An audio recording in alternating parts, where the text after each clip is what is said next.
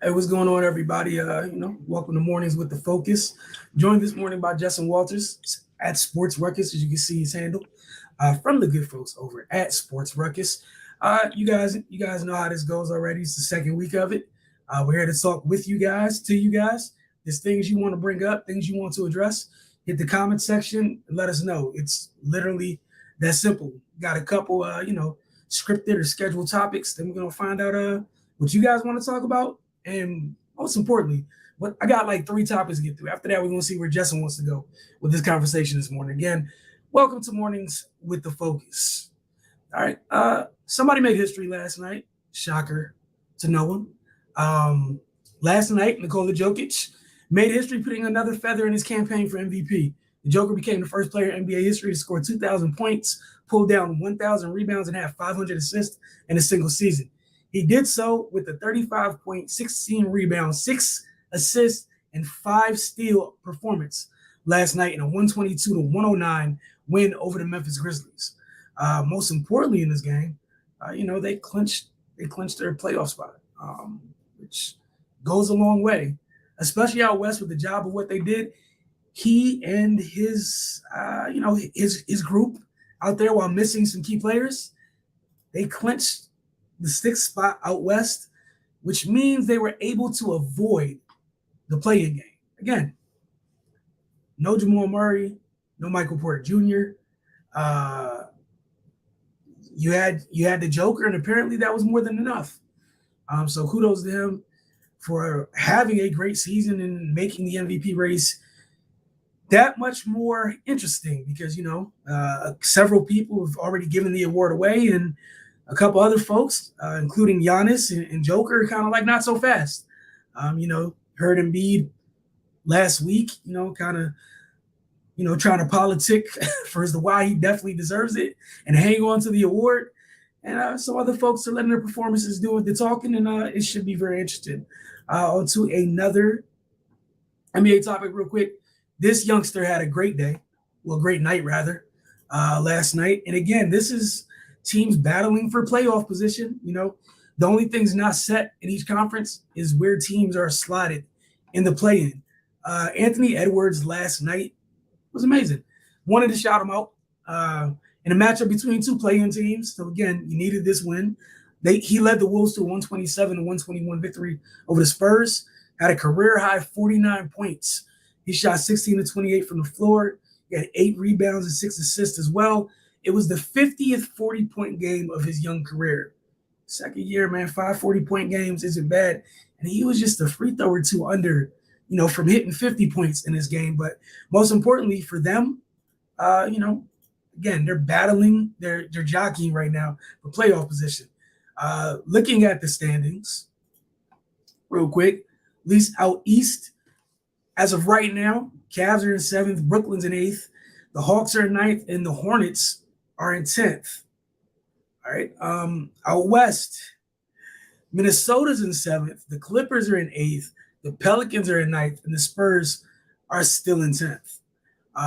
Just a couple more games left in the regular season, so we're going to see where this eventually goes. But all right, we're going to switch gears a little bit, get to the NFL. I know Jessica got some things he wants to talk about, but I wanted to start somewhere first real quick, just because I need people to just kind of relax just a little bit. And again, it could be all the way wrong, and none of what I say matters at all. But I'm gonna just try to come from a place with what is it called? A little bit of common sense, a little bit of understanding. Just business, NFL business as it goes for the most part. And I feel like people should be able to relax a little bit. And there's an interesting nugget I wanted to share.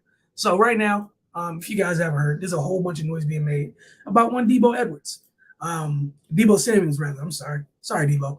I don't say your last name enough, man. Just say Debo. Debo's been trending the past couple of days because apparently he pulled a Kyler Murray and other players, which seems like it's a new common thing where players are trying to negotiate or they're going through negotiations where you remove the team, all evidence of the team, any pictures, what have you, scrub them from your social media accounts.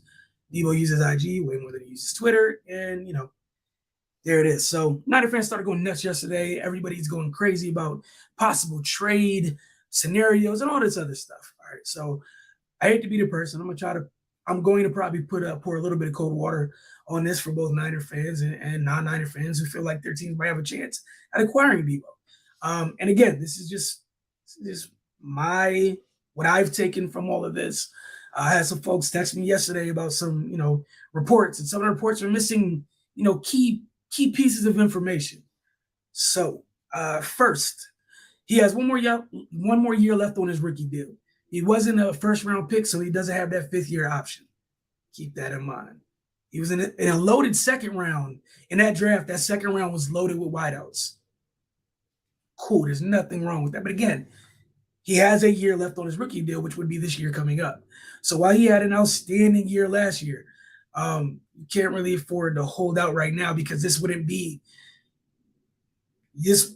Typically, you would hold out going into your last year of a deal, but most folks do that when it's about to be maybe their second payday or something like that, or you do it going into the following training camp or something of that nature, where you might get franchised, right? Then you might hold out. But it's April. It's April 1. 2, we haven't even hit the draft. There's a lot of time. But one thing I wanted to bring up, Jess, and I don't know if people are aware of this, but again, in that draft class, you had AJ Brown, DK Metcalf, and Debo all went in the second round. Then you had Terry McLaurin, who was drafted third by Washington. All 4 studs, no issues there. All 4 of the teams would want to keep all of them. I'm sure all 4 of the teams will keep all of them.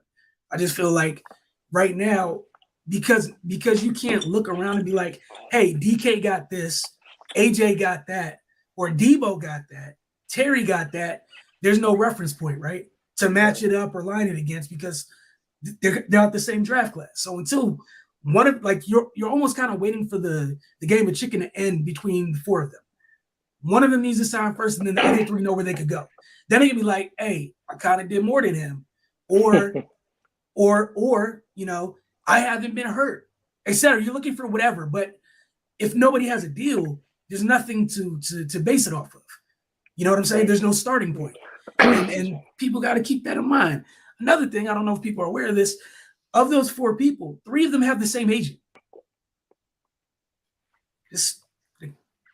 Gotta just share that real quick. So going back to my previous point about why you're kind of waiting to see who does it first, for that agent, there's no reason, you know what I'm saying, to get one of your guys to sign super early because it hurts the first guy and the other 2 can eat off it. Or if the first guy does it, it might hurt the other 2, depending on how that goes. Because depending on who goes first, the other 2 are kind of like, the teams of the other 2 is like, hey, say Debo goes first, right? They're going to look at, DK and AJ. Tennessee and Seattle could be like, you don't split any time at running back. I'm a shave 2 or 3 mil off this. Right, you know what I'm saying? Right. So that's the thing. It can work several ways. Those contract negotiations are ugly in NFL. They always are. And one of those difficult teams to have contract talks with is the team Debo got drafted to. They do this with nearly every single one of their players come contract time. They did this whole sick song and dance when Kittle was up. I remember everybody going nuts, He signed. Happened in training camp. Oh my gosh, Fred isn't signed. Blah, blah, blah, blah. He's going in the last year of his deal. Fred got broke off too. An interesting point you made. Sorry to cut. No, for sure. Jump in. An interesting point you made about the 4 of them is it's like all 4 basically are like they're the face of the franchise, really. Like not so much the face, but they're the when you think of the way the Titans play, AJ Brown is that. You know what I mean? And DK met with, especially with Russ being gone, it kind of became not DK's team, but they go as DK goes. And then McLaurin is that same thing.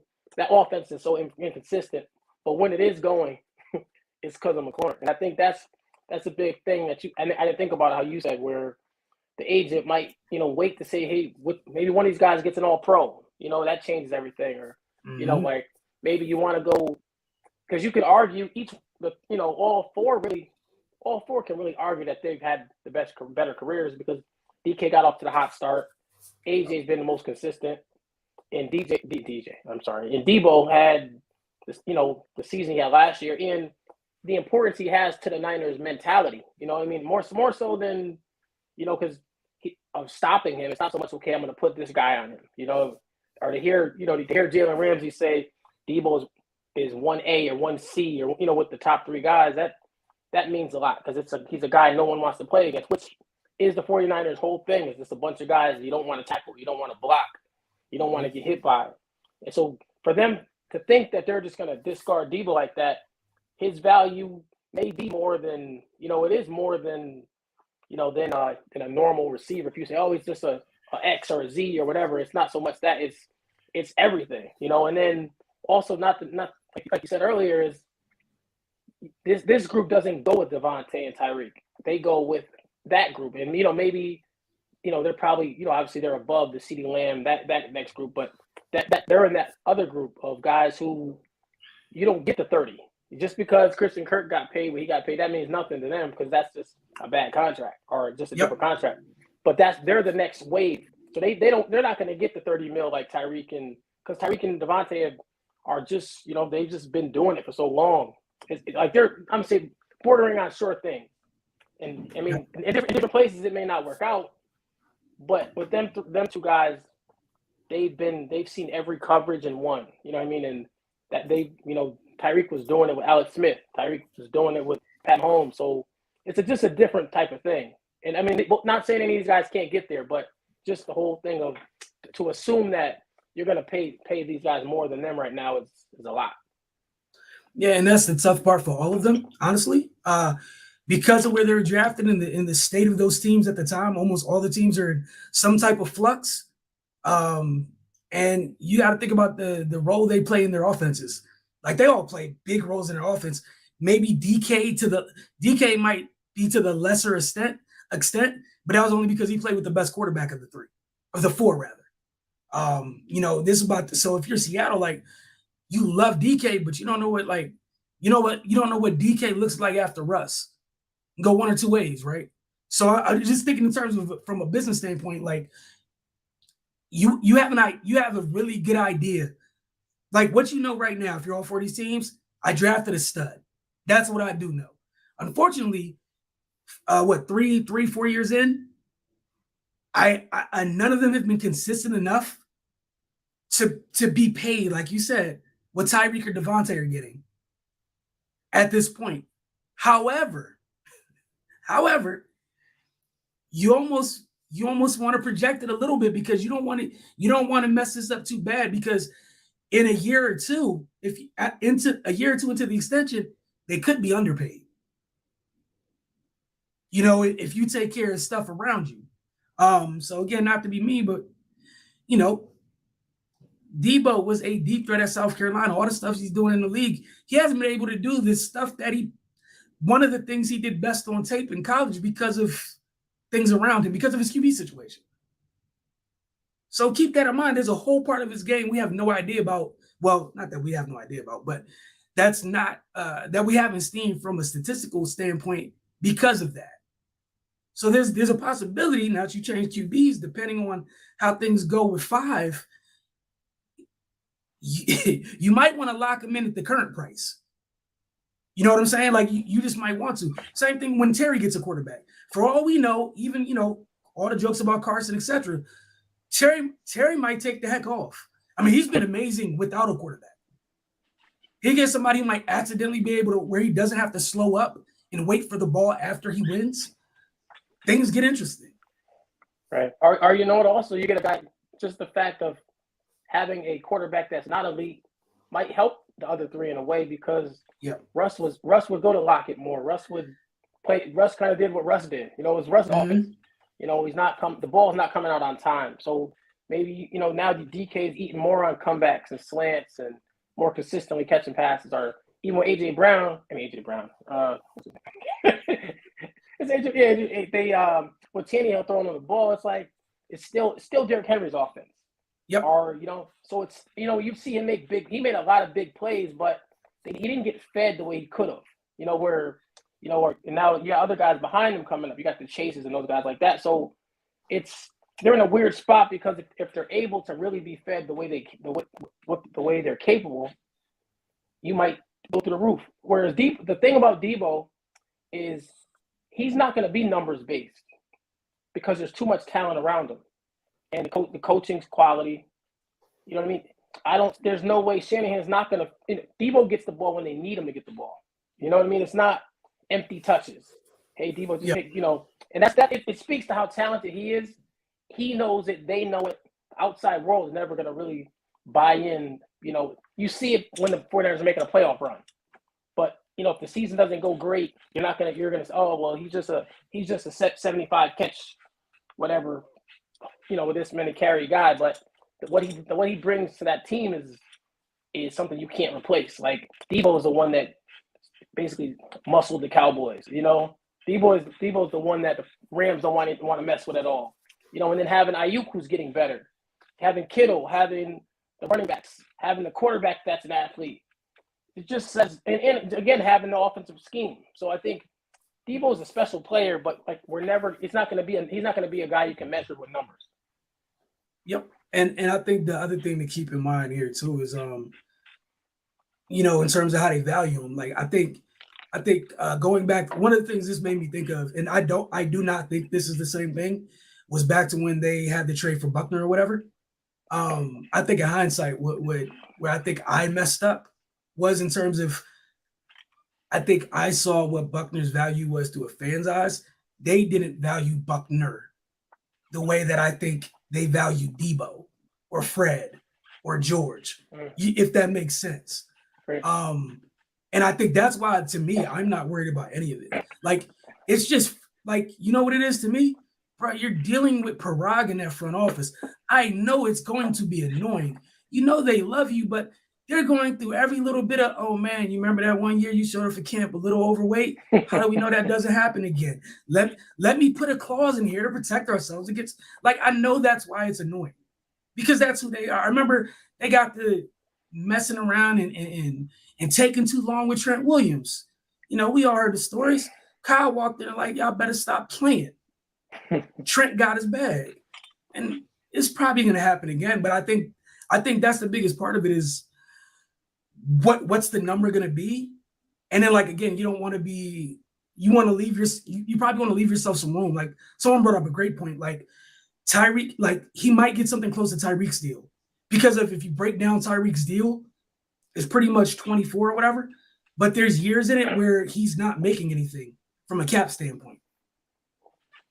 But again, just knowing how this front office works, Tyreek's been a little bit more durable. So, you know what I'm saying? Some of that talks is going to be a little different. But again, and the other thing, going back to the agent, he's also to say two of his other clients got paid this year as well, being Mike Williams and Chris Godwin. But like you said, the biggest part of this group is separate from the older players that just got paid. Like, they came in together. This is totally different. Like, this group has like you said, who's directly, I think it was a great point you brought up. Jamar Chase and company or directly Justin Jefferson and company are directly impacted by what happens with this group. Okay. Yeah. Not the other way around. This is top down for this group. Not, you don't need to look up at Devontae, Tyreek, etc. because they're older and it has nothing to do with this. Even Brandon Cooks, you're too old for this group. This group has nothing to do with you. And this group's going to be a little bit different because this group is, as a whole, is coming in when the cap is going up. The rest of y'all is a little bit different. 28, 30, 27. You know what I'm saying? Like, sure, I give you 30 because you're not going to make it to the D contract. Sure, whatever. Fine. But also the fact is, like, they haven't had that season yet. Like, it's all. No. I think we see it. Like, even AJ Brown's been injured. I think DK's been out there, but you have the tantrums. He's played through some stuff, yeah. He's had the tantrums, or he's disappeared weeks. You're like, hey, how come you can't make plays against Ramsey? Like, different things. Each one has their little thing. And then Debo had the injuries and just different things. So I think things the front office can use against them in bargaining, or, in making a deal. And then McLaurin, we're not winning, which is not his fault, but it's just a lot of.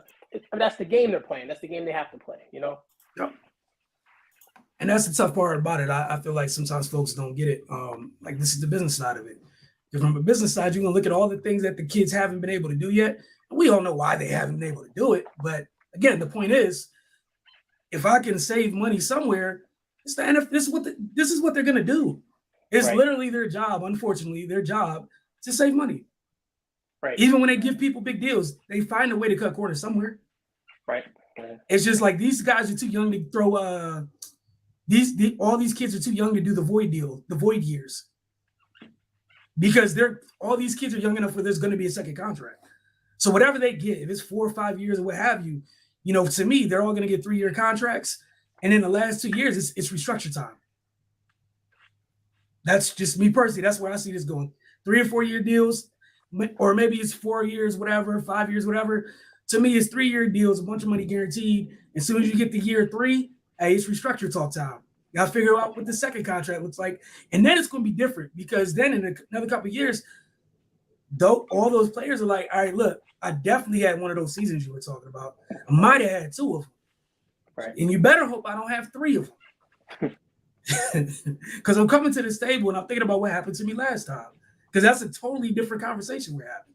And then also the second round picks, I apologize. You remember the fact of why that rush for them is they don't have that front end money.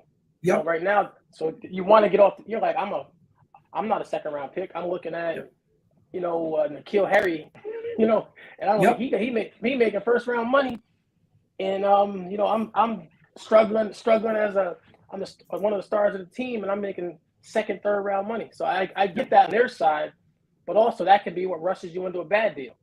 Yeah. And that's the thing. I think it's something that's going to play out a little bit. Again, all y'all got another year on your deal.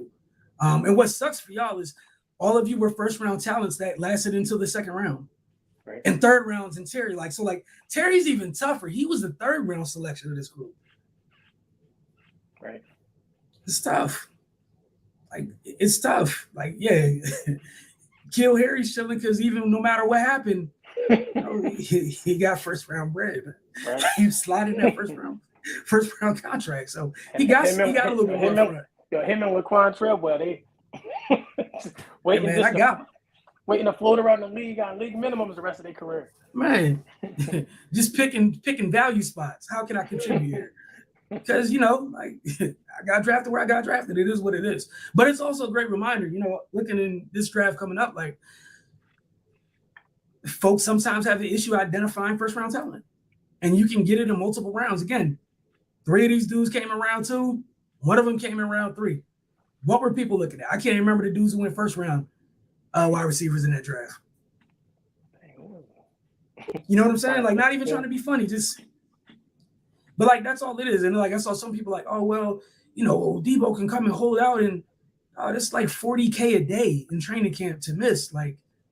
If you already don't have the security you got for being a first round pick, that just doesn't make sense. Right. It just doesn't make sense at all. And again, if he's like with the other guys where they got paid, they just won't do that, which is why I guess, again, most of them get paid around training camp. And I guess for the rest of them right now, and it's not from a talent standpoint, but Debo at the moment, because of the, it's freshest in everybody's mind. And I'm not mad. And again, from a business standpoint, from his agent standpoint, yeah, that's the one where you do the stuff for attention. It's not going to hit the same if DK does it. And that's not a knock on DK, just being honest. It's not going to hit the same. You play with Russ. You're in a post-Russ time right now. You don't need to put any other thing, any added spotlight or whatever on you. You don't need any extra noise, whatever, right? AJ and Tennessee, man, they already know what it is. But again, like you said, it's kind of like Derrick Henry's show, right? It's kind of like Derrick Henry's show. Debo, man, we saw what it was. You took a team to the playoffs last year. So, again, how it's fresh in everybody's mind, yeah, that's again, from a business standpoint, the agent's doing what they need to do, cook. Because, again, this is not just for Debo. It's for 2 of your other clients, too.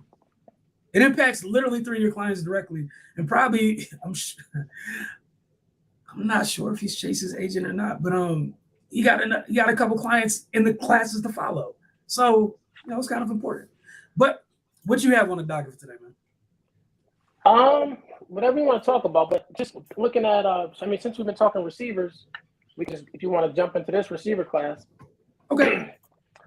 It's again, like this isn't a top heavy class. This whole draft is top heavy. But it can't but like we talked about earlier, it can be. If you know what you're doing and you pick the right player and you use them the right way, you have first round talent. But some of these guys can go to the wrong place and things can get ugly fast. And that's the difference between the good teams and the bad teams. Not so much who you draft or how you draft. It's how you draft. It's all of it. It's all of how you draft your system. Can you form your system to fit this player? But we just constantly watch the same teams. All these players can't be bad. And we watch some teams hit on 5th and 6th round picks, and some teams can't win on top 10 picks. And that it says a lot about different teams. Are a player's bad on one team and he gets traded and he's a star. So it says, I think that's what's going to make this draft interesting. You got a lot of players that aren't really getting the attention. And like we talked about earlier, they weren't getting the attention early when it was certain type of scouts, and then when NFL teams got around and started watching these players, you started hearing different names. And now we're getting closer to the draft and we're hearing different names.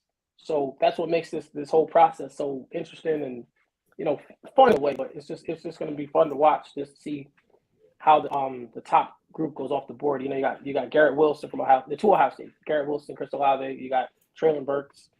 You got Drake London. You got Jameson Williams. You got Jahan Dodson. You got George Pickens, who for somehow doesn't get mentioned at all. And then you got Christian Watson, who from North Dakota State, can do everything, and has size. So he's starting to rise a little bit.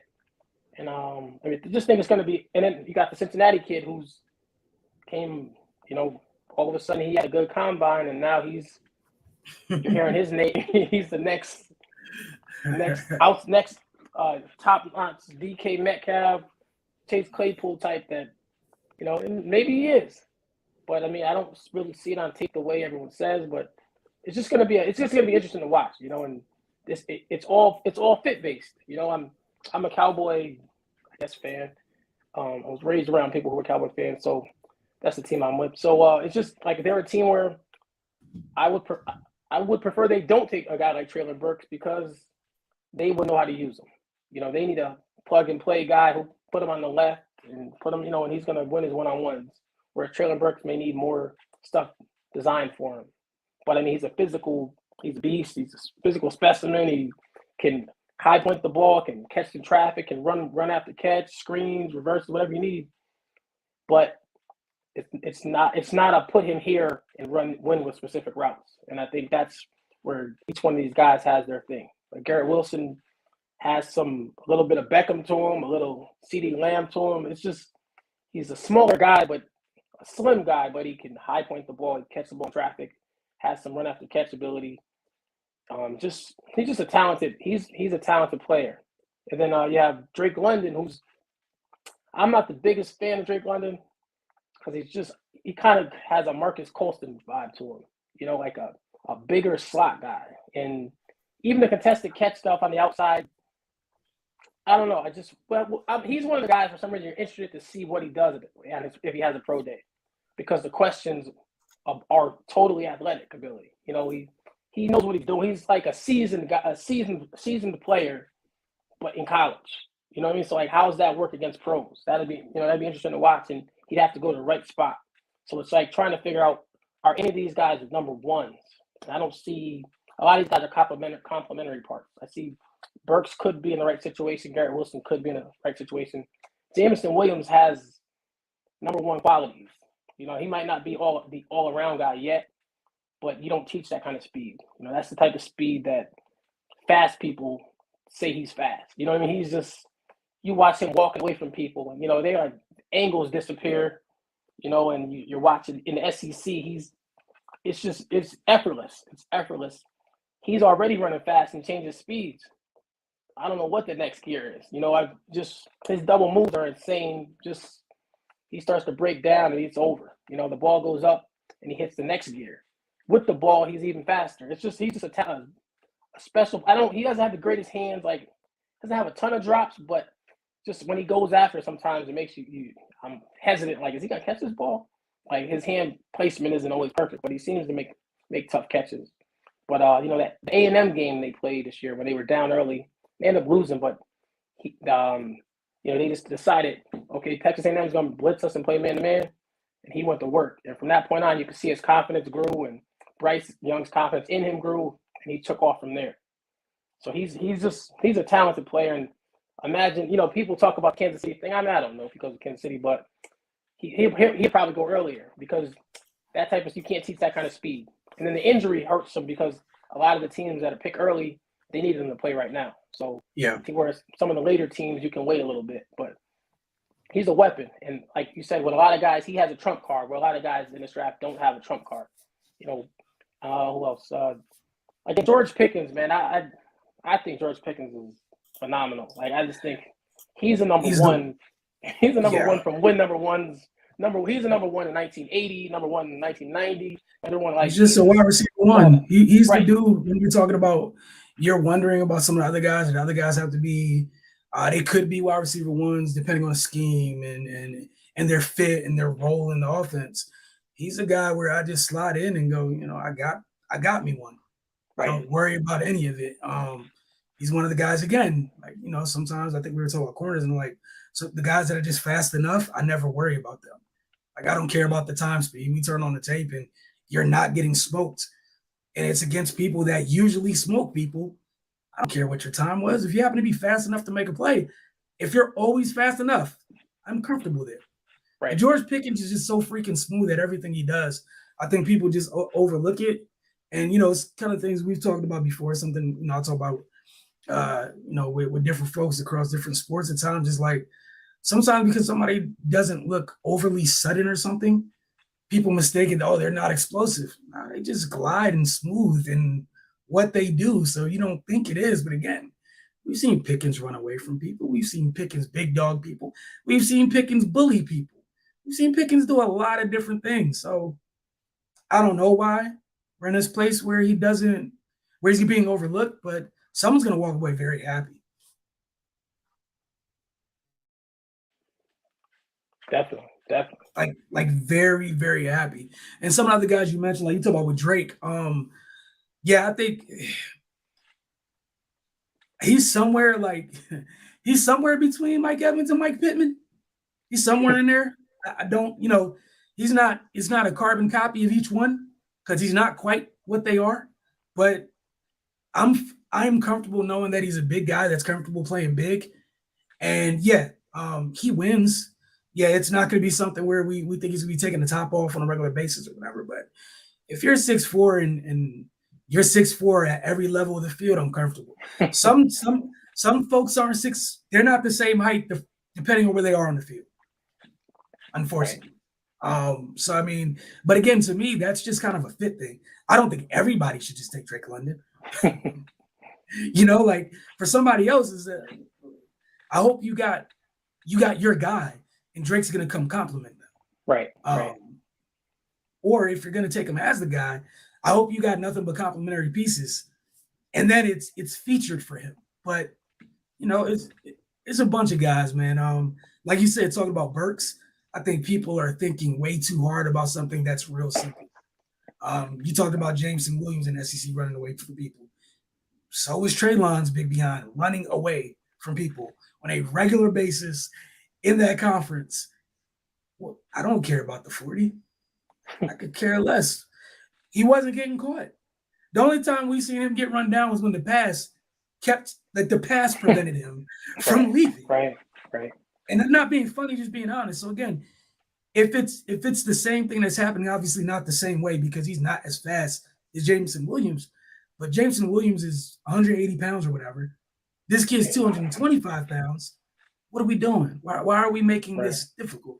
If y'all can see the value in Drake London, who's not nearly as dynamic as Burks is, what are we doing? Right. I don't get it. What are y'all choosing not to see? This is how we got to this place. Honestly, acting like that is how we got to this place where that draft class we were talking about earlier is. Because y'all were doing too much. DK came out and y'all found the one thing that didn't make sense. It was like, but the 3-cone though. Don't have him do stuff that He doesn't need to be doing. They just don't have him run a couple routes. Right. Oh my gosh, it's not hard. Put the ball in his hands and let him go be a mutant. Y'all are mad because he can't run the same routes Tyler Lockett runs. Cool, you have a Tyler Lockett, so why would you care? Tyler Lockett can't be 6'4", 230, running a 4.3. So I could care less. They missed on AJ, Debo, Terry. What are y'all doing? So, just it's a deep class, but like I said, I think go ahead. No, I agree. I think like Burks is, like you talk about with DK, Burks is, he can win at the catch point and he can run away from you. Like, that's the combination, So maybe you might have to fix some footwork at the top of a route here or there. But you know what? He gives your quarterback the leeway of just get it near me. And the Arkansas quarterbacks didn't even get it near him sometimes, and he caught it. But you watch a lot of plays, some of the catches he made, one-hand catches, or adjusting to bad passes, running through contact. And that's the other thing we talked about, where I don't like the Debo comparisons, but it's the ability to finish a run. Because not everybody in the secondary wants to tackle. And when you got 6'2", 225 coming at you at that speed, and you miss, right? It's just a lot. It's just a lot he brings to the table. Actually, one more guy, Jahan Dodson from Penn State. I knew you were gonna go there. Yeah. I think he's right. Him and Olave, I think, are on the same level. But I think I like things there's things Dodson does that I think Olave doesn't, and vice versa. But Dodson has shown the ability to make some tough catch. There's a game last year where he killed Sean Wade, which I guess isn't the ultimate compliment, but made a lot of some big plays. Shows it can get deep. And Penn State's quarterback situation isn't. I wouldn't even say it's not even good, but he still made plays for his whole career there. So I think he's a player to watch. He may have the best hands in the draft. I think Pickens does, but he's right there. Just the ability to make tough catches, but he's I've seen some plays where one of his weaknesses, I guess, where I've seen him get pressed, and guys are able to get him off the line. But again, coaches can fix that. Don't put him on the line. So but he has the skill set to be a quality player. He's fast and can make tough catches. Yeah, and where I'm at. Obviously, a couple guys feel a certain way about him. They're high on my little draft crush list. You brought up Christian Watson already. Be real honest, y'all don't need to overthink this, because some folks are just like, oh man, it was at North Dakota State. I did this last time. The quarterback went third overall. Y'all literally watched the quarterback that went third overall throw to him over and over and over again, and then he did it without that quarterback. I'm gonna need y'all to relax. Just it's simple. That's not like what he brings to the table is not normal. I don't care what school he came out of. It is what it is. And he went down to Senior Bowl and acted a fool down there too. Right. So I don't know what y'all are about to do. Y'all are gonna mess around and give that to Patrick Mahomes because y'all are tripping. Congratulations. Like that's what I see happening, because people are just being really weird. What do you always say about them? Well, about the big receivers? You say, give me a certain kind of receiver. Remember you used to always say, like, big receiver with little man feet? Oh yeah. That's your it's that simple. I feel that way about corners too. Like this, and I'm sure another day we'll talk about the corners, but to me, it's just why make it difficult? Right. Why make it difficult? If you're that size and you're not a plotter, come on down, buddy. He's not a plotter. He had to block. That scheme to get you ready for the next level. What are we doing? Like, what are we doing? He already played in a pro scheme. Yeah, I guess I get that. It was at the FBS, FCS level, what have you? Yeah, FCS. Yeah. Whatever level they're on, they're the Alabama of their level. Like, he's fine. He's gonna be okay. And I'm not shocked by the speed or anything. Again, Trey got a big arm. He was just letting that thing go, and Watson was going to get it wherever it was. Right. Sometimes they ran out of field, but it was just them two, and the defense, had nothing to do with the outcome of the play. Another guy, look, man, I'm all the way in on this kid. I don't know why people are not talking about Jesse. You know where I'm going. I don't know what's wrong with y'all with Taekwon Thornton. If y'all don't know who he is, I know sometimes we see people running fast 40. It's like, oh my God, don't get excited. It's just a track guy. There's outliers to that sometimes. This is one of those situations. That's a receiver who just happens to run a 4.2 and play out of 4.2. y'all better not let somebody destructive get him. Like and I'm sure he's probably gonna go third round, second and third round. I see the Terry McLaurin thing happening to him, and he played at he didn't even play at Ohio State. He played at Baylor, and we know where Baylor is. Like, it's there, but it's not really, it's not what it was for a little time, for a brief time. Like, he's just out here flying under the radar, and I'm like, y'all are excited about other people that do similar things. He's faster than all of them. Not to be mean, like, people love Jameson Williams. I think Jameson Williams. I think Jameson Williams is great. I like Christian Watson. I like the Ohio State receivers. They are very good. He plays at the time that he runs. I don't care about any of it. I want one. I don't know what. And the worst part is he has a nice release package. Like, he's actually a decent wide receiver. I remember I bothered you about him. You took some time to look at him, and what'd you come away thinking? Because at first you're just like, when you don't know anything, you're like, oh, he ran a 4.2. He's just straight line fast. He got some stuff with him. Great. Like he really, really, truly has some stuff with him. Danny Gray's another guy quietly is out here. Calvin Austin III. Yeah, he's exactly what you think he is. He's a small slot guy who's dumb explosive. And again, like you're talking about the fits, there's a fit somewhere for him where he's gonna succeed. Right. It's that simple. We saw Elijah Moore last year. I mean, the Jets of the Jets, but he was productive. Rondale Moore, productive. He'll probably be more productive now that they got some other folks out the building, get more opportunities, what have you. But there's a place for those types of guys. Right. Was anybody else in that group you kind of like? Justin Ross, man. That's a guy had a bad pro day, but I mean, I don't think T. Higgins had a great pro day. Like, it's just certain players, people just can catch a football, are just going to find a way to make plays, and that's Justin Ross, because it's the same guy that we couldn't wait for him to come out after his freshman season. Then he had the neck injury, and this year Clemson was terrible, and he was still recovering. But just you watch him play, you just know he can play football. Like, he's even when he's not open, he's open. He can create enough separation. He can make the tough catch. And I just think in the right situation, I mean, maybe Jacksonville, just if he goes to the right situation, I think he could take off. What else do we have? Have you seen Wan'Dale Robinson from Kentucky? Yeah, I see him. I can see what people like in him. I'm just not like as high on him as some other folks are. I guess that's where I'm at. Smaller guy. Yeah. Yeah. I guess that's where I'm at with him. Being a smaller guy and just being the only playmaker at Kentucky. Yeah. Always playing against better teams and finding a way to make plays. I don't think he's a star, but he'll find a way on a roster in the NFL. Who was it? A player. Go ahead. Nah, real quick, we had a comment. What's going on? Am I wrong for disliking Drake London? I mean, I can't tell you that you're wrong for disliking him. Like Justin was saying earlier, I think most of it's just a fit. Like, honestly, he might not be right for your team. But I think it is who I think it is. I think this is Dorian. I wouldn't be opposed if he went to the Eagles because you already have Devontae. You know what I'm saying? Like, I'm not opposed to it, but if he's with Devontae, Devontae's Devontae already, so you're complimenting him. But I don't like him at the Eagles picks, but okay.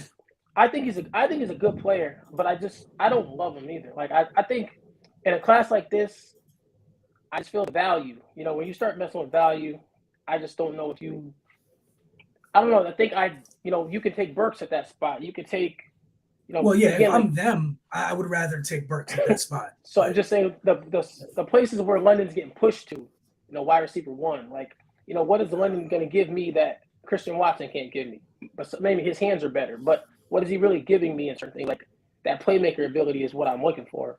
And I feel like somehow, because USC fed London so much, and he's a talent, he's a good player, but they're making him he's kind of becoming something else. So when you're talking late 1, early 2, I get it. Right. But when we're talking mid, early, because if I'm taking you in the top 15 to 20, I need to my offense runs through you. And again, with Philly, he can make plays because he can be a target across the middle while Devontae is doing what he does.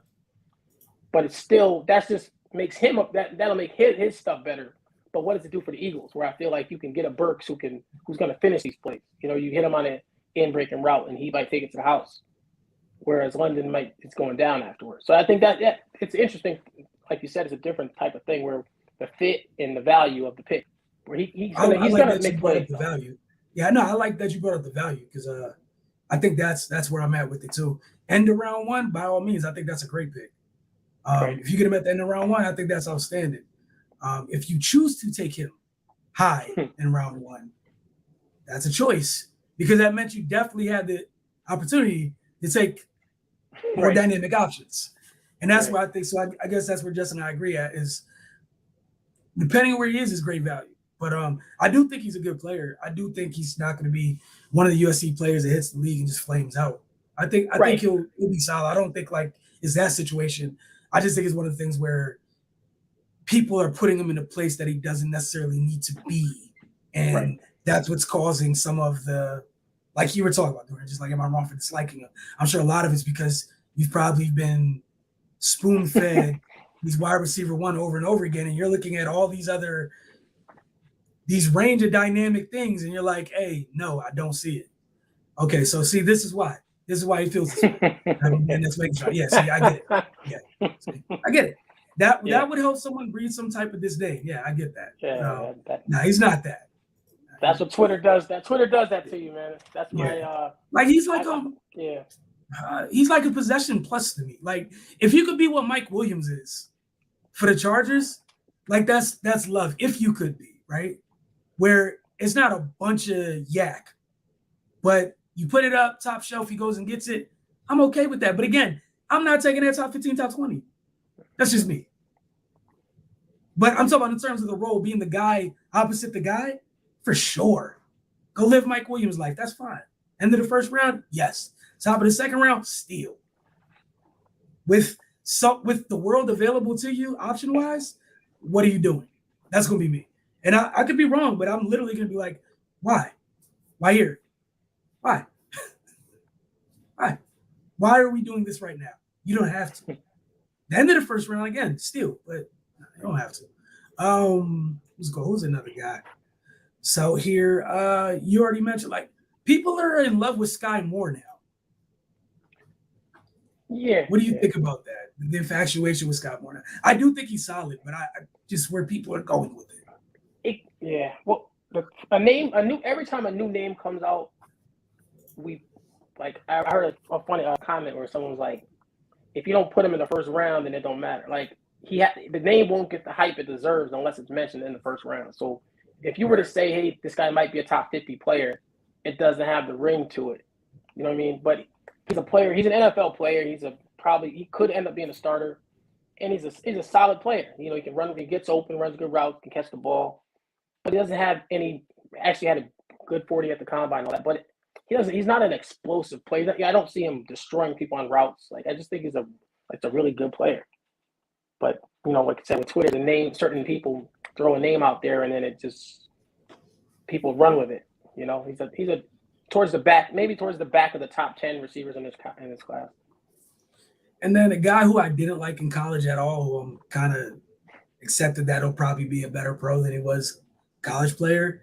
And it pains me to say it. I think John Mechie's going to be fine. I was thinking the same name. Yeah. Because you know how I felt when he was in college. I was like, man, why? And then I get it. I probably felt that way because everything around him was a meta-human. And it had nothing to do with him. Well, you know what? When last season ended, he automatically became a top 3 wide receiver just off the strength of being the 4th option for behind Waddle, Smith, the tight end, all the running backs. So like I think that probably played a role in how I felt too, where it had nothing to do with the kid, but as a prospect, like I think he's somebody where you get him in the right place, it's probably a steal. You bring him in, put him in the slot, like he could play outside too, and he's just a well-rounded wide receiver. There's nothing where you're like, oh my God, it's amazing. There's no big elite thing, like you said, that like there's no trump card. But however, I don't see flaws. Yeah, you know, I just don't see the trump card. Like it's like a a boxer that wins every round 10-9. Like, like you win every round 10-9. Like, he's not going to knock nobody out. But it's a bunch of close finishes. In every route, he's going to win, but it's going to be close. And you can't run your offense through him. Like, I know the name we talk about is he kind of has some Kendrick Bourne to him, like that type of player where he's not. I mean, actually, I've seen Kendrick Bourne make some plays this year that I don't think John Mechie can make, but just the ability to get open consistently. Like when Alabama, I don't know if you've seen the Auburn game when Jameson Williams got thrown out, and they tried to run the offense through Mechie, and he couldn't. He ended up making the game-winning play, but he had a tough time with when they put their best McCreary on him. McCreary had a great day on him because he can't win those matchups when he's the guy. So I think that's what scares you. Where he's a 3. To me, he's a number 3 receiver on your team. He'll make plays where you're like, oh, he could be the 2 some weeks, but he's a number 3 to me. Yeah, and again, as a 3, one of the most technically sound prospects you can have as a 3. Right. But like you said, there's a cap. Like there's not a cap, but like there's a from a role standpoint, exactly. You ask him the role he should fit. If you ask him to be too much, you're gonna be disappointed. If you take him out of that safe space, that's on you. I can't get mad at Mechie. That's something you chose to do, and you got to live with. I think that's the best way to say it.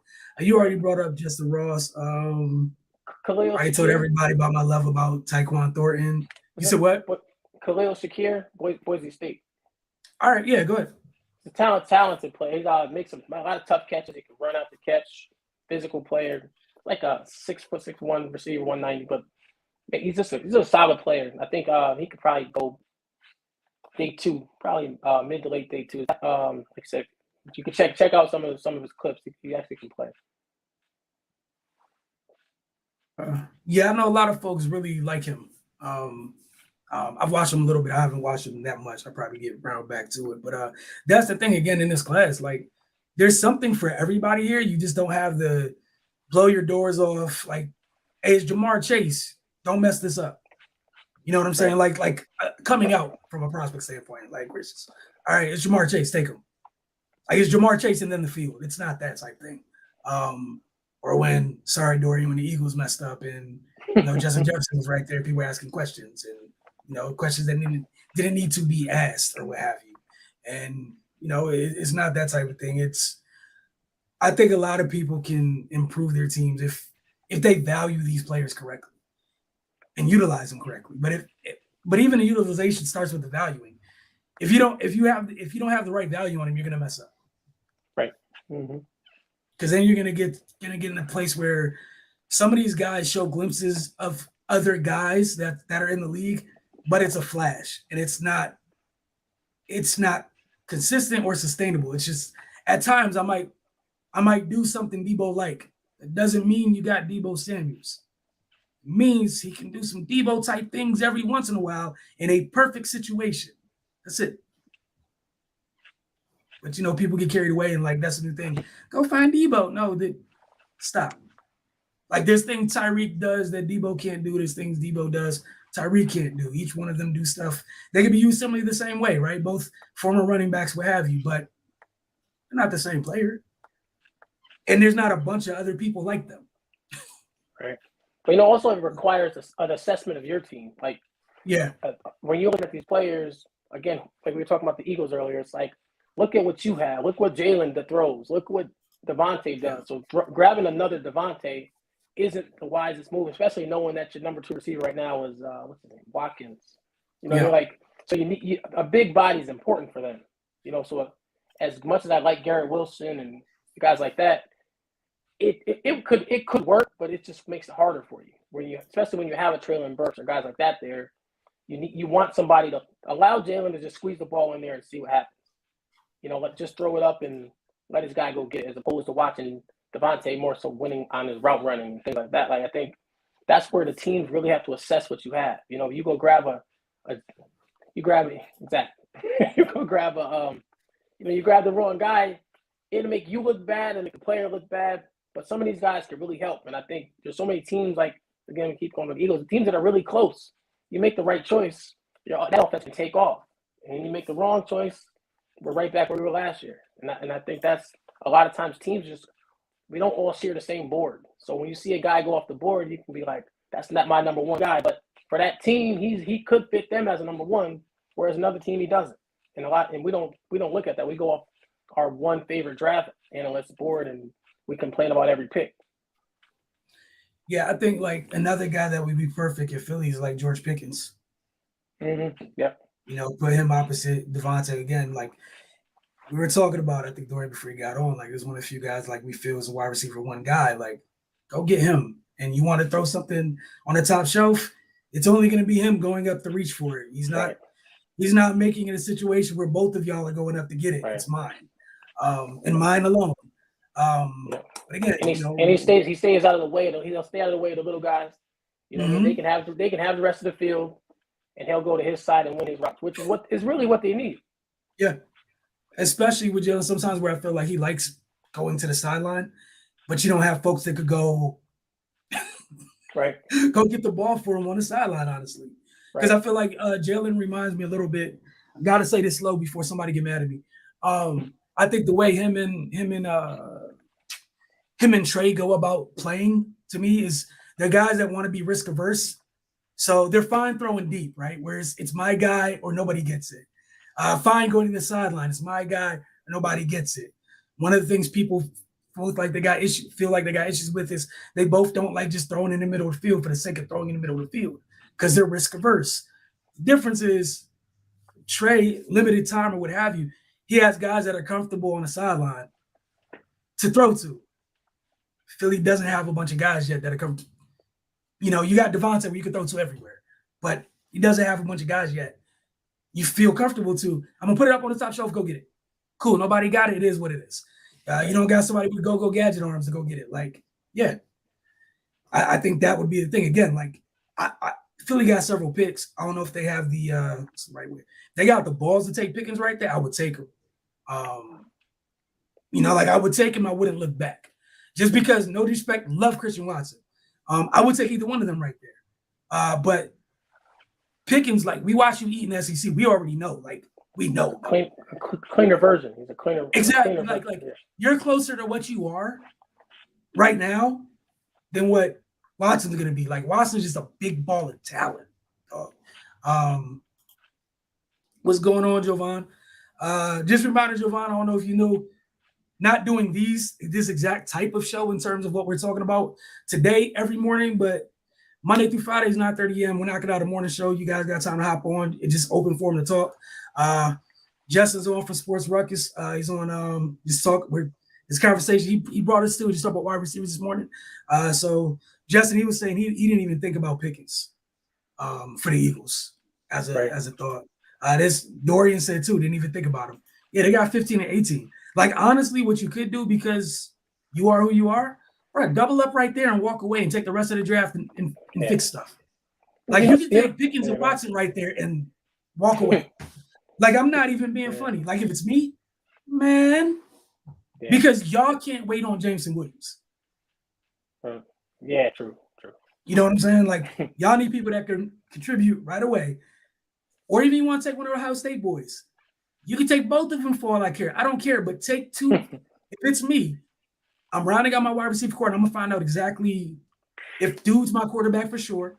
Give him all the, you know what I'm saying? Kind of like we're going to find out with Tua this year.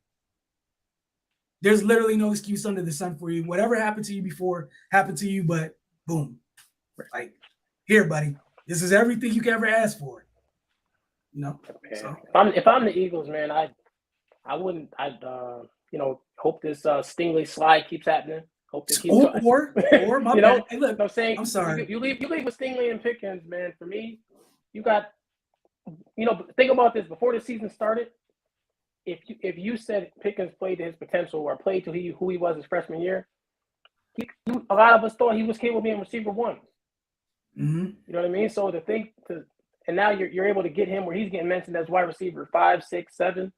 If you could get him at 18 to 20, and we said that looking forward or looking back, you'd be, or say imagine you saying Stingley and Pickens after watching them go against each other freshman year in the SEC championship game. Yeah, you thinking those are the top player each position, two top 5, top 10 players. So they didn't lose the talent. The talent didn't go anywhere. People lost sight of easy things, easy evals. That's what people did. But nah, see, all right, I'm happy you brought that up. That's the caveat. If Stingley's there, screw everything you're talking about and take possibly the best player in the draft and walk away. I don't care what team you are, what your team needs are. No. If somebody let that boy fall, you take him and then you go fix your board. You figure out the rest after. But again, if you're Philly, Stingley's off the board, bro, I'm taking 2 wide receivers. I'm rounding out my wide receiving court, and that's it.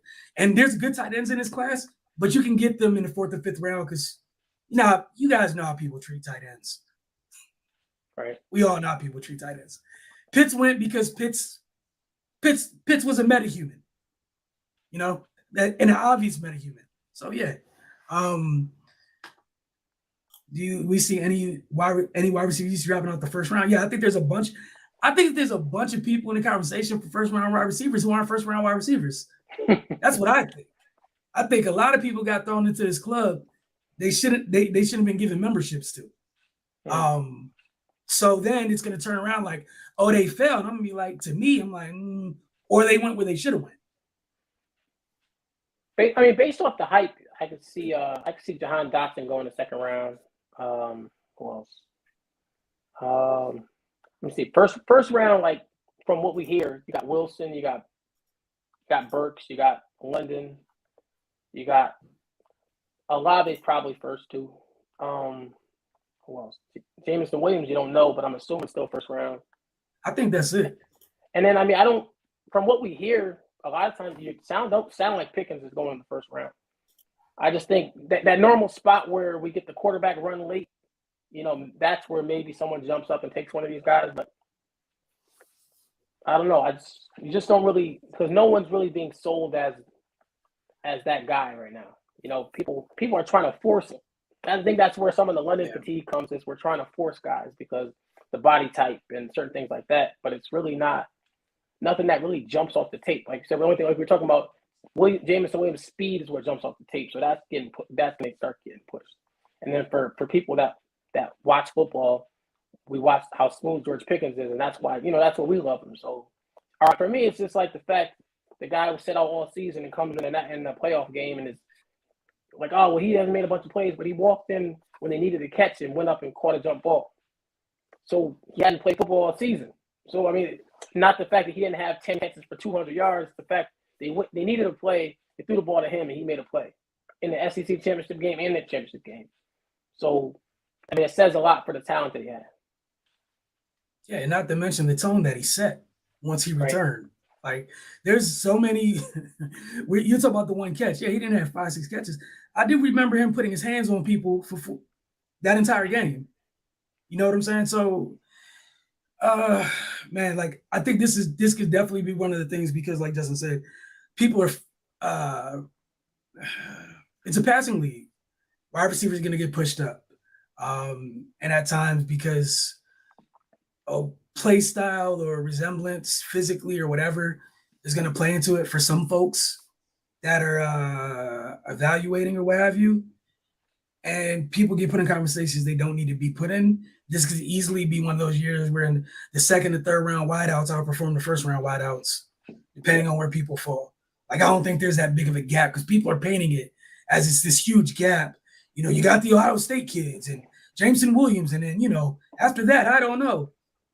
I do know there's more talent in here. Like, yeah, there's a lot of talent in here. It just depends on where people fall. Like, you talk about John Dodson.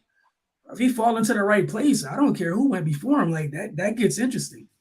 Right. That gets really interesting. Jovan said the team might luck up and find a T. Higgins who fell to the 2nd round. Yeah. Jovan, what we were talking about earlier was that class with Debo, AJ. I'm gonna forget somebody else. Debo, AJ, DK, and Terry. Yeah. And the 3rd. Like, y'all remember that year where the only one of that group people really talking about was DK, and it was because of the 40. You know what I'm saying? People like wiped away all the football stuff and was just like, yeah, I know those other guys did stuff, but it doesn't matter. Look at our 1st round guys. Right. Yeah, remember Brian Edwards in that draft too. Yeah, Brian Edwards. 3rd, 4th round. Yep.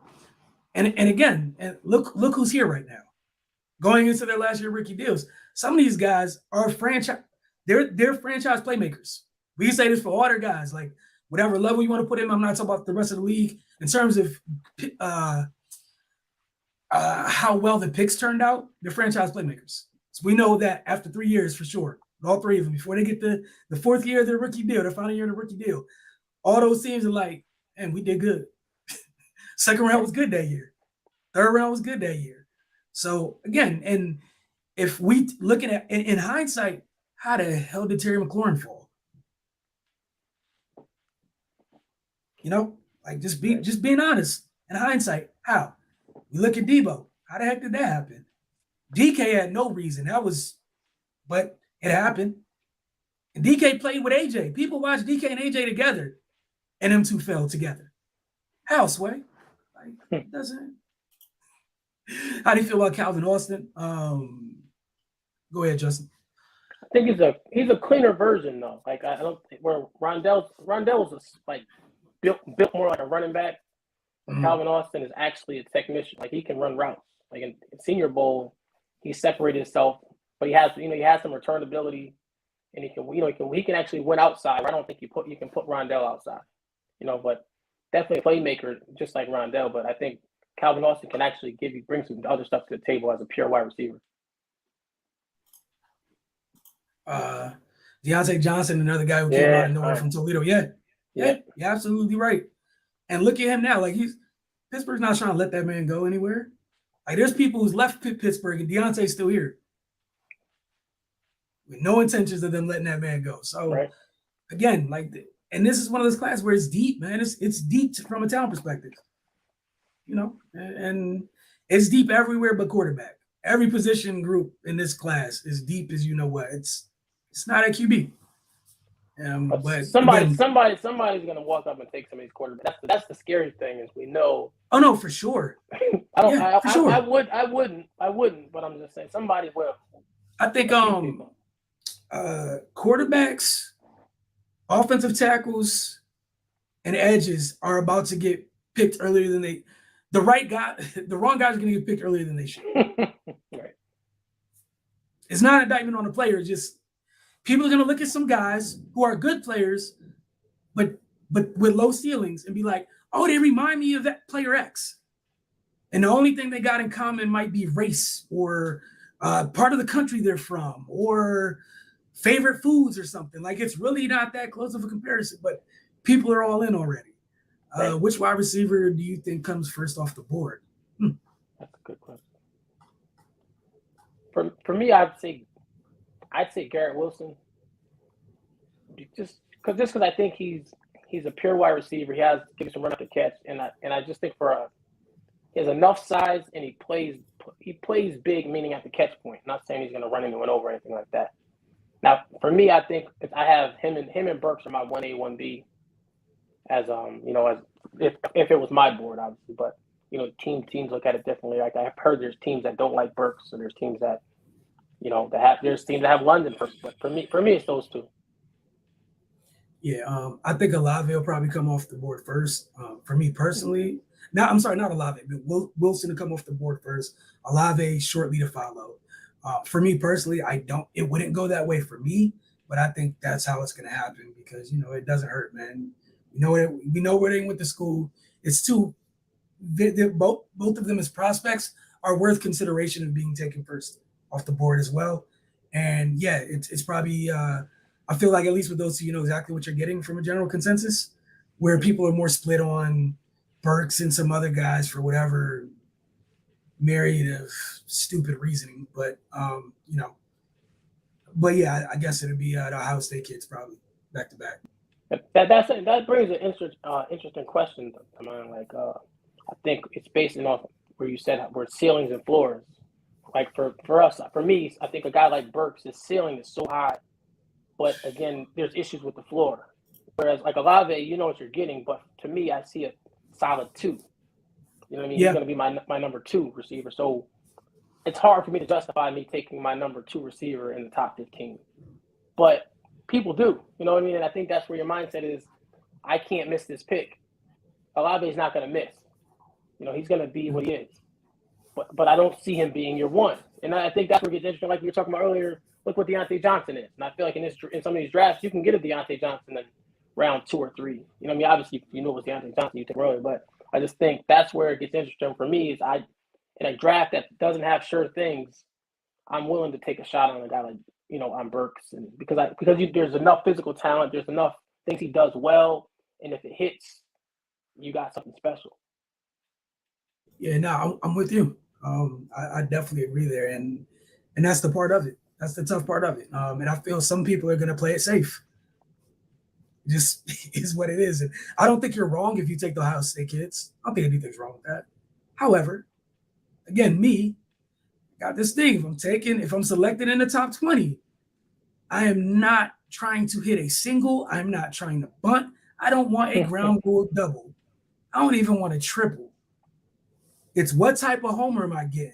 Is it solo, 2-run, 3-run, or grand slam? And if we're talking like that, some of those guys fall out the picture for me because they don't have those types of ceilings. So that's just, and I'm fine with that. That's cool. I'm not in charge of anybody's team. It is what it is. But I think that's where people have missed in the past too many times, where they're busy going off what you saw already. Right, these colleges don't use everybody correctly. Per example, again, like I'm gonna keep going back to this. Every one of these dudes in this class that's waiting of those 4, with Terry, DK, Debo, and AJ, were not used to their fullest potential in college. If they were, all of them would have went in the top part of the first 15 picks. Not being funny. If they were remotely used close to their potential, used correctly, it's 4 receivers in the top 15, and nobody has any regrets. Nobody does. But that's not how it works. People make decisions to go to school. Sometimes quarterbacks are trash. And people just leave that part of the equation out of it. Sometimes you're asked to do stuff that doesn't make any sense for your game. So all that's on tape is this one thing, and somebody doesn't do their homework, and they get to the league, you find out, oh, you had all of that? Yeah, I mean, my coach was tripping. I don't know what he was on. But yeah, I've been able to do this. I thought you were a possession guy. Nah, it's just what we needed.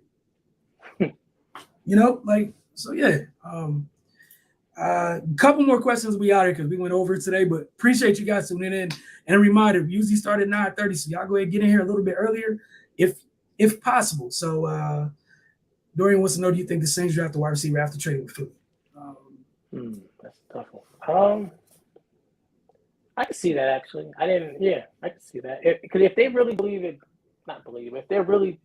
they gave Jameis 2 years, if they really think Jameis is going to be the guy. And the thing we think we had this conversation before was Saints wasn't that far from making the playoffs. With everybody playing quarterback. Winston got hurt early, so you had Taysom. They had who that guy play? What's that guy? The kid from Notre Dame played a game. Ian Book. And was terrible. And I mean, that defense beat Tampa Bay twice with Taysom. So it wasn't far. And with that, the way that defense was playing and the talent they have on that roster, you just want to get in there. Michael Thomas coming back this year, so you get a Jameson Williams and put him next to Michael Thomas. That just makes Michael Thomas better. Now that middle is wide open for him to do what he does. To run the slants, all that. So I think that's something or maybe a tackle to replace Armstead. Maybe that's what they're moving up for. One of those two things. Because the defense is, I mean, they lost Marcus Williams, but then they replaced him with I think May. Yeah, Marcus May, yeah. So I mean, their defense is always good, and I think they got the same coach. They promoted them to head coach. So that defense should be good again. So yeah, it's just finishing off that offense. I don't think it's for quarterback. I could be wrong, but yeah, maybe I can see a receiver or a tackle. I think they go tackle and receiver. Don't they pick at like 16 and 18 or something? They moved up there for 2 picks, or was it 1? I forgot the trade already. I'll go look at it a little bit. Let's go see. What did they trade for? I thought they got 2 first rounders now. Or could be wrong. Could be very wrong. A lot of things I don't remember stuff anymore. Yeah, I'm trying to figure out where it was. All right, so the Saints picked 16 and 19. Okay. Yeah, Saints pick 16 and 19, which puts you in the range for something that falls off the back of a truck while people out here tripping. You go Right. get you 16 should be high enough to get you a quality left tackle in this class, which there's several. 16 should be high enough. You might not get the top two, but the next three are solid, especially after losing Teron Armstead. The other thing, if you like a quarterback that much, gives you an opportunity. I don't know if they do that. It's none of my business. Or you go two wide receivers. Because like you said, the defensive side of their team is fine. You go two playmakers and you keep it moving. Whatever they do, they better do it now. They ain't got no pick next year. So man, like that's one of the teams that's high enough where I think would do the Christian Watson thing and not blank. Right. They're one of the few teams where they'd be like, okay, cool. Come on down. Big, strong, fast. Come on. Michael, go line up out there next to Michael. Y'all go have fun. Right. How often have you seen they rotating in some track guy on the outside making big plays? Who they have? They've had a couple different guys. Oh, I forgot dude's name. Over the years. They had one last year. Yeah, they always do. So what if you got one of the guys with the track speed that's an every down wide receiver? Just what if, right? What if? But yeah, the Saints are in a place where what we do know for sure with the Saints is there's a couple things that they definitely wanted to move up for. That's there. Because you don't trade all them picks unless you know there's a couple things up there you want. And you felt like you need them immediately this year. Like you couldn't wait. You couldn't live without these. So I'm interested to see what the two picks are. But, tackle would be interesting. I think receiver, I think ahead of time there's going to be a receiver there. Tackle, you don't know because you got your main 3 or 4. I guess that's if you love Penning or if you love Raymond. But maybe a corner, something like that. But again, I think offense definitely I would see a receiver, unless quarterback something they're interested in. Yeah, or again, the thing that changes all this, if Stingley's sitting up there, you take him and you throw away your board and you do what you need to do. That's Lattimore and Stingley. Right. You burn your board and figure something else out because you're high enough that something crazy happened, But I'm trying to think who else. Yeah, you said Penning. Yeah, Penning Penning should be there, I would think, because Evan Neal should be gone. Icky should be gone. Charles Cross might not be going. Right, maybe. At 16, Charles Cross might not be gone. Yeah. That could definitely be something if you think the quarterback. You leave with Cross and Jameson Williams, or Cross and one of the Ohio State kids. It's a win for them. He says Stingley ain't passing Philly. I mean, he shouldn't be passing the first pick, but that's another story for another day. He shouldn't pass too, but to each their own. You know what I'm saying? Everyone loves edge rushers, but all ain't worth going top 2. And we'll get to that. But hey, Justin, thanks for spending some time this morning. I know we took a little bit more time than we both planned. But again, thank y'all for tuning in. Both Jovan and Dorian, we appreciate y'all.